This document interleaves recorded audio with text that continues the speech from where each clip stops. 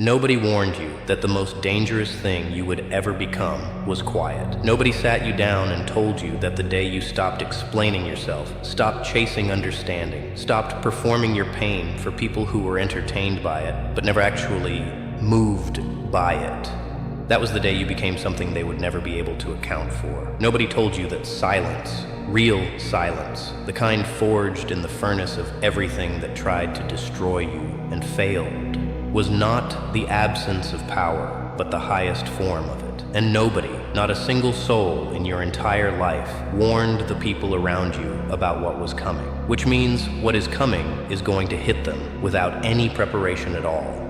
And you patient, scarred, impossibly deep thing, you have been preparing for this your entire life without even knowing that is what you were doing.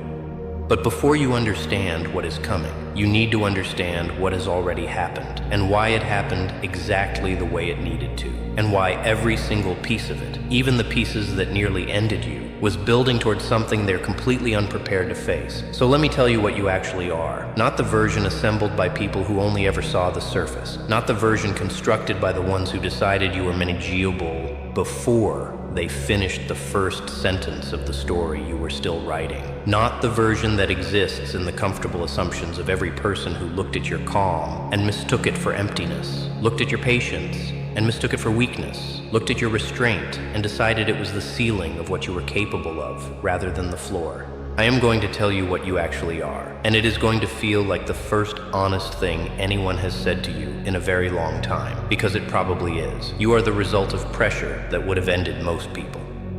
You are what happens when someone refuses, in the face of every reasonable argument for surrender, to stop. You are the accumulation of every night spent alone with a version of yourself that was not performing for anyone, not managing perceptions, not curating an image, just sitting in the full and brutal honesty of who you were and what you were trying to become, and how enormous the gap between those two things felt in the dark when no one was watching. You are the product of 1,000 invisible decisions to hold a standard that nobody else even knew you had set for yourself. You are evidence that the most significant transformations in human beings happen in rooms with no cameras, in hours with no audiences, in moments so unglamorous and so devoid of external reward that the only possible reason to keep going is that something in you, something deeper than motivation and more durable than discipline, simply cannot stop. That thing in you has a name, and by the end of this, you are going to understand exactly what it has cost the people around you that they never bothered to find out what that name was. But here is where the story gets complicated, and I need you to stay with me, because this is the part most people rush past, and it is the part that contains everything. The depth that makes you extraordinary is also the depth that made you incomprehensible to people who were only ever equipped for the shallow end. And for a long time, maybe for most of your life up until this exact moment, you experienced that incomprehension as rejection, as evidence that something was wrong with you, as proof that the version of yourself you were most proud of, the real one, the one that existed beneath the performance and the accommodation and the careful management of other people's comfort, somehow too much, too intense, too complicated, too difficult to love at full volume. And you carried that interpretation like it was the truth, but it was never the truth.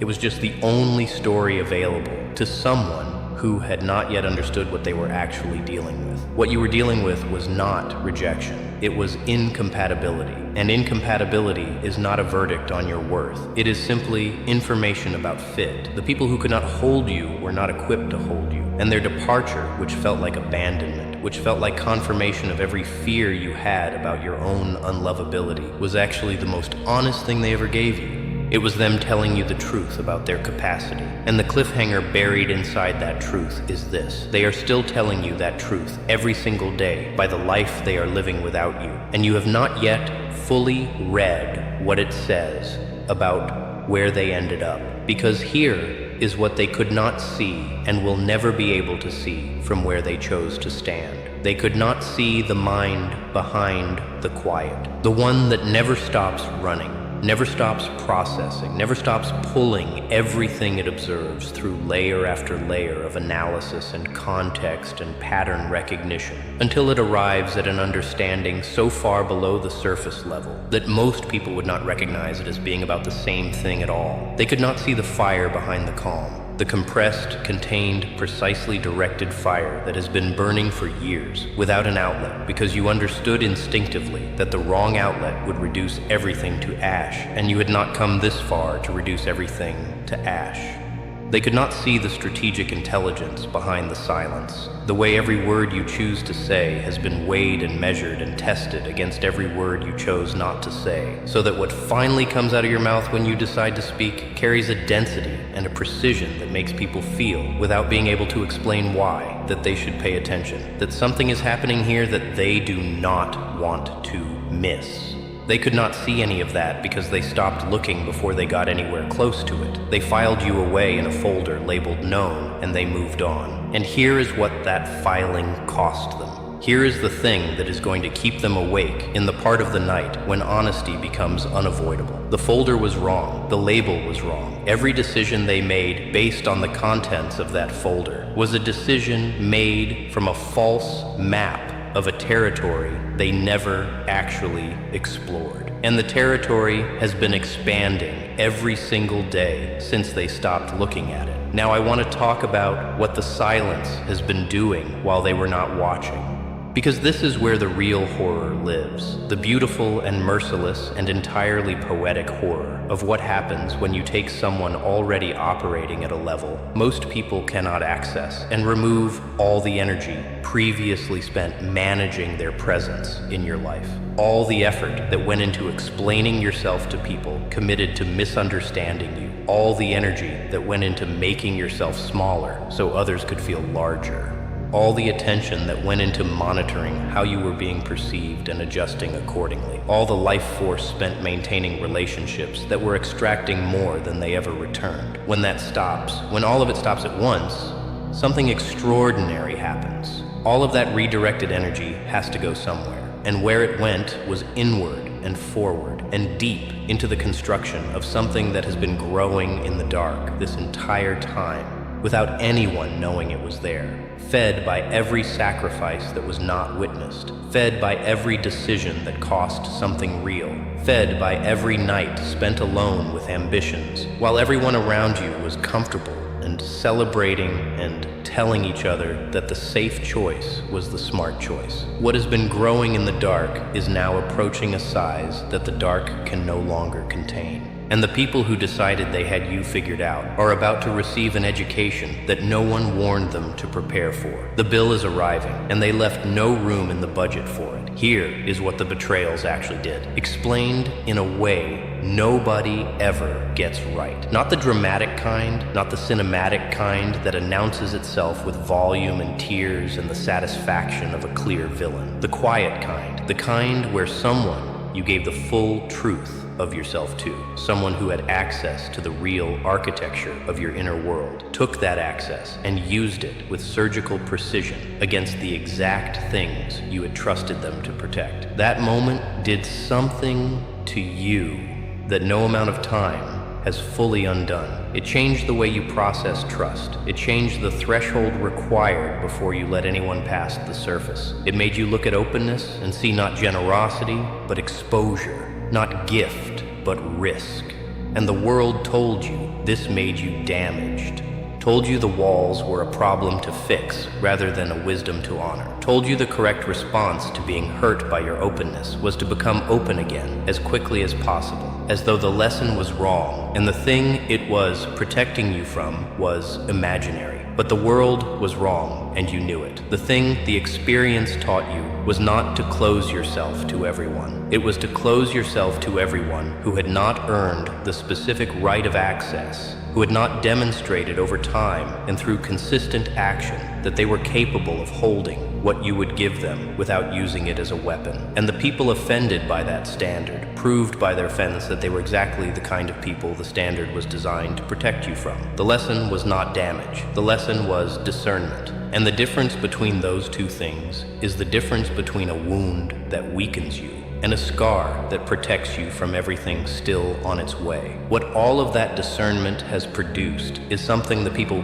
watching you from whatever distance they chose cannot fully account for when they try to understand what they are seeing. The life you are building, the quiet and relentless and largely invisible accumulation of decisions and habits and sacrifices and learnings happening beneath the surface they can observe, is structurally different from the life most people build. Because most people build reactively. They respond to what happens to them. They construct themselves from the materials the world hands them, without stopping to ask whether those materials are right for what they are actually trying to build. They become what their environment shapes them into, without exercising the kind of sovereign, deliberate, terrifyingly patient will over their own development that you have been exercising in the silence and the dark, in the unglamorous hours when no one was watching and nothing was being recorded. And the result of that reactive building is a structure that looks fine from the outside, photographs well, gets the expected approvals, and produces the expected results, but has no real foundation, no real depth,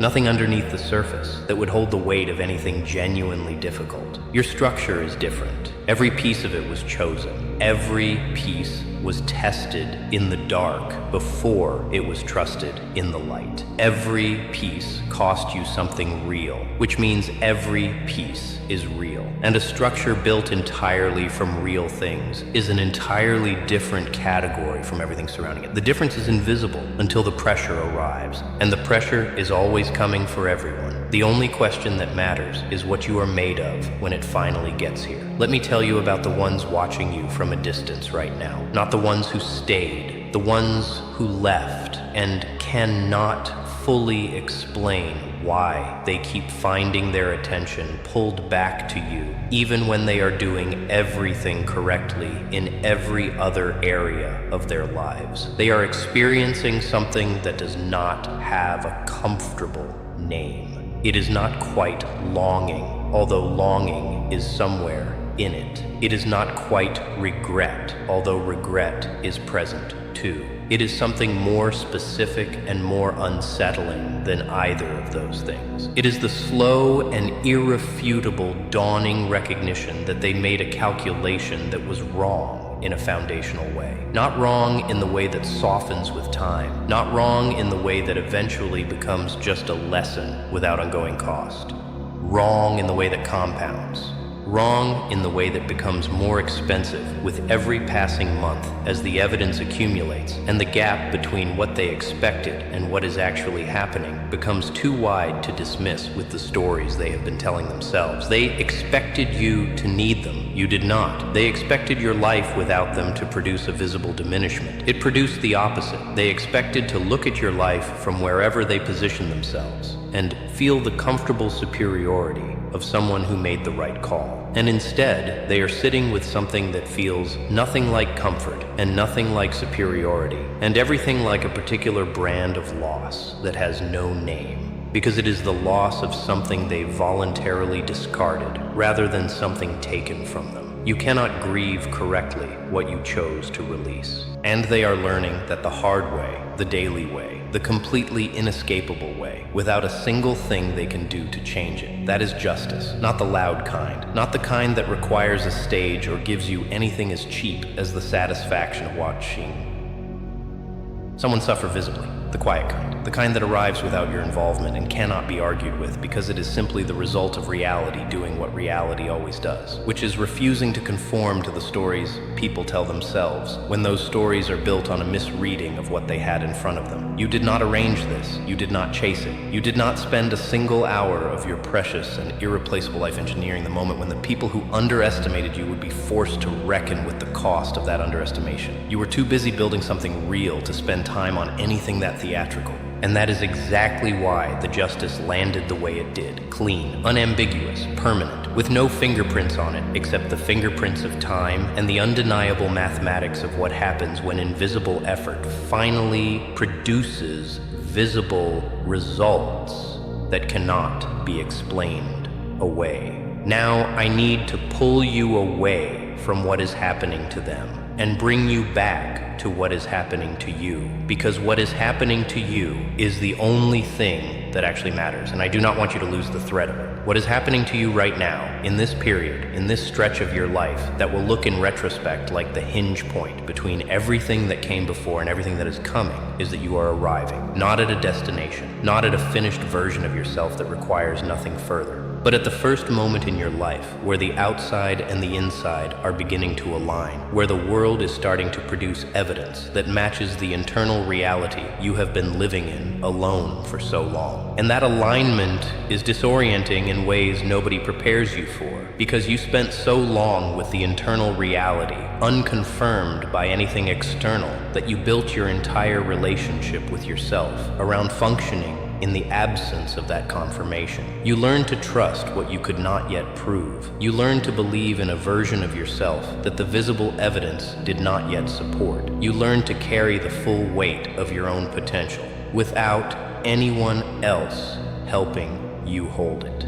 That was the hardest thing. That was the thing that cost more than any external obstacle ever could, because you cannot point at it. You cannot explain it to someone who has not done it. It is invisible suffering in service of an invisible future built entirely on faith. And you did it. Every single day you kept doing it. And the future is no longer invisible. And what comes next is the part of the story that nobody who dismissed you ever thought to prepare for. So here is what I need you to understand about the room you are about to walk into. Not tomorrow, not next year, but in the accumulated sense of every room you will walk into from this point forward. Something has changed about how you arrive. Not because you changed your performance, not because you learned new strategies for impression management or developed a more compelling image.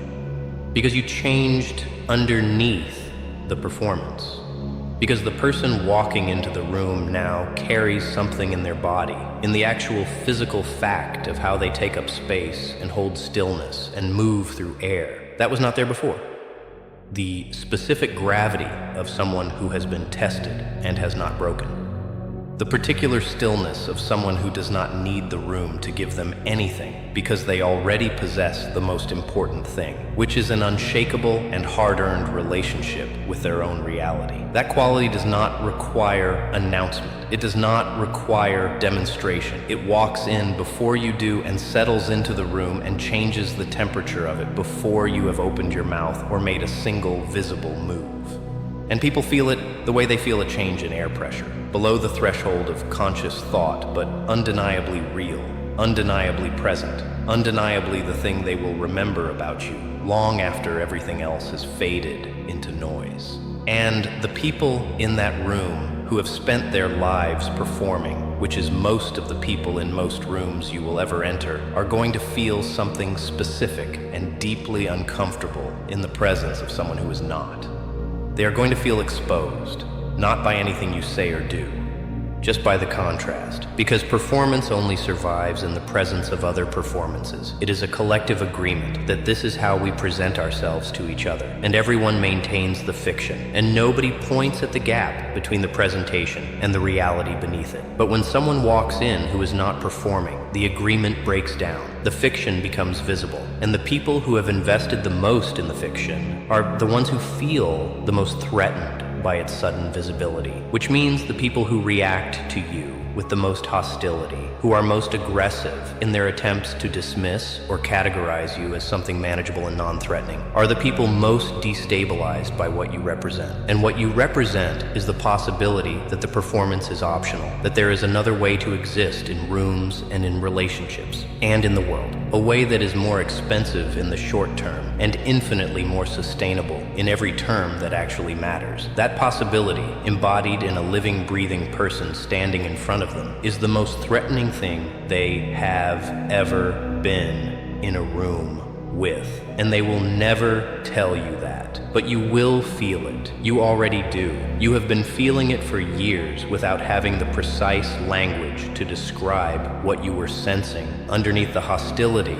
Those people are never going to tell you what is actually happening inside them when they are near you. They are going to call you cold, aloof, arrogant, antisocial, too intense, too quiet, too strange, too much, and simultaneously not enough, depending on which version of the insult is most available in the moment. Every label they apply to you is a translation of the same underlying sentence. You make me aware of something in myself that I would rather not see, and I resent you for existing in a way that makes that awareness unavoidable. And the discomfort that produces in them is not your problem. It is your confirmation that you are exactly where you are supposed to be, becoming exactly what you were always going to become, moving at exactly the speed that the work requires, rather than the speed that their comfort demands. The people who bet against you did not understand what they were betting against. They saw the surface and made a calculation based on what surfaces usually mean. They applied the standard logic, the logic that works on standard people, to someone who was never standard and was never going to behave the way the standard logic predicted. And that miscalculation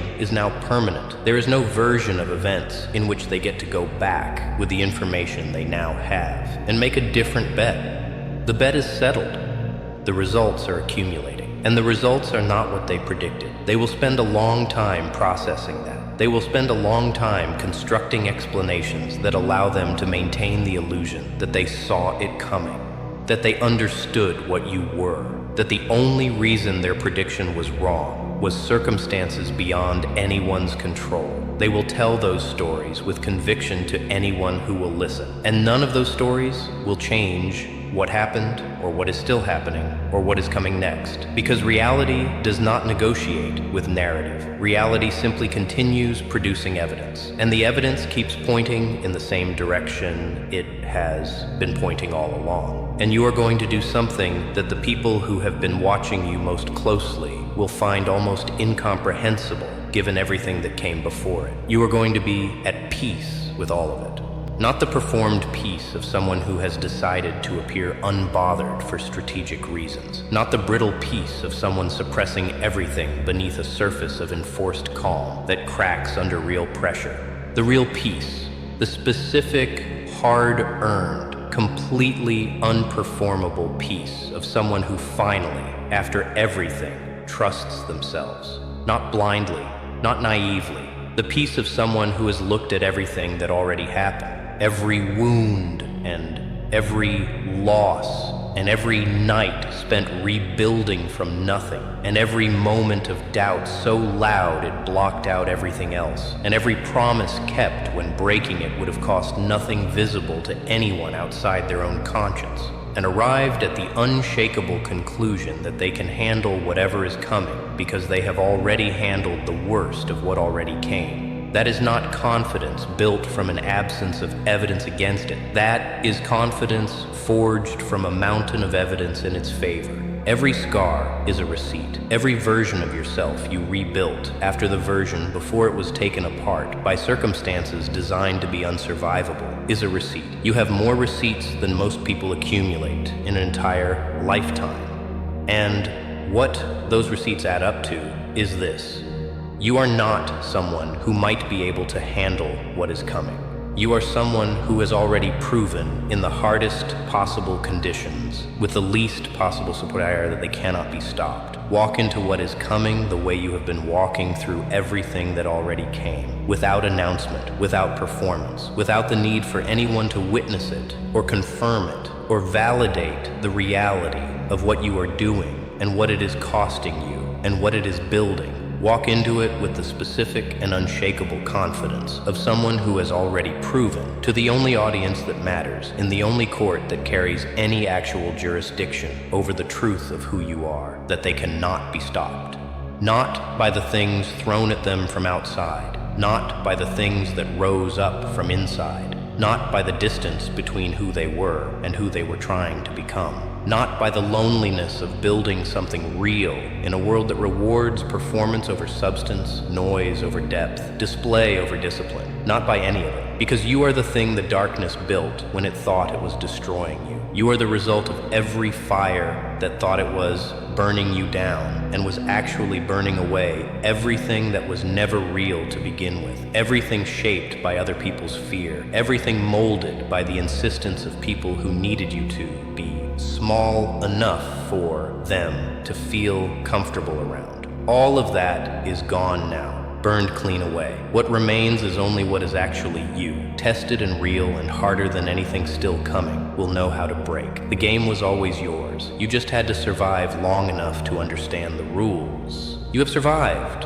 You understand them now. Play accordingly. Because the version of you standing here right now, in this moment, reading these words and feeling something shift in the architecture of how you understand your own story, is already more than what they counted when they made their bet. You were never the sum they calculated. You were always the remainder they forgot to account for. And remainders, the real ones, the ones left over after everything that tried to consume you has taken its share and still could not reach the bottom of what you contain. Remainders do not disappear. They accumulate, they compound. They become the most important number in the equation, the one that changes every answer that came before it, the one that rewrites the entire problem from the last line backward all the way to the beginning. That is what you are. That is what you have always been. And now, after everything it cost to get here, you finally and fully know it, which means everything changes, starting now.